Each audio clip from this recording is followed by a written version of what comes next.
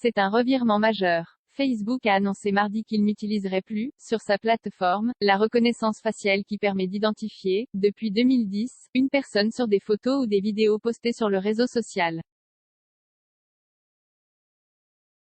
Une décision qui intervient alors que d'autres géants, notamment Microsoft, Amazon et IBM, ont également pris leur distance avec une technologie qui suscite des inquiétudes sociétales grandissantes, explique Facebook. Le groupe californien empêtré dans des scandales au sujet de son modèle économique a aussi indiqué qu'il supprimerait les données de reconnaissance faciale accumulées sur plus d'1 milliard d'utilisateurs, selon un communiqué. En septembre, Facebook avait dû s'excuser après avoir suggéré des vidéos sur les primates, sous un clip montrant des personnes noires.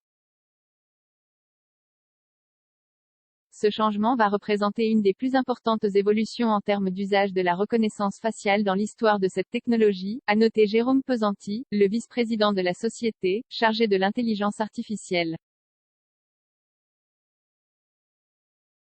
Plus d'un tiers des utilisateurs quotidiens de Facebook ont activé la reconnaissance faciale et peuvent être reconnus, a-t-il précisé.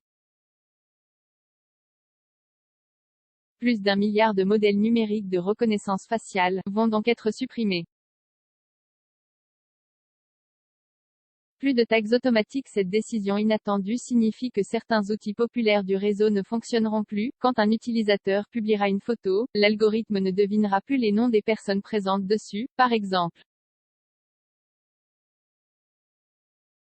Meta, la toute nouvelle maison mère de Facebook et de ses autres plateformes, Instagram, WhatsApp, reconnaît que cette technologie peut être utile au quotidien, pour déverrouiller l'écran de son smartphone notamment.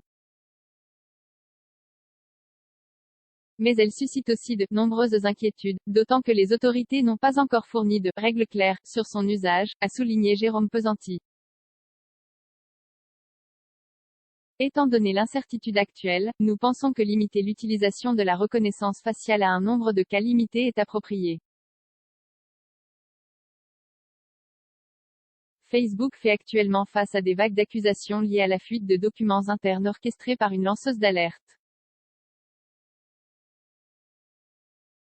L'informaticienne Frances Haugen a assuré, devant le Congrès américain, le Parlement européen ou encore les participants du Web Summit à Lisbonne que le réseau social faisait passer ses profits avant la sécurité des utilisateurs. Facebook n'est pas le seul à prendre une telle décision. En 2020, IBM avait annoncé qu'il ne commercialiserait plus d'outils de reconnaissance faciale.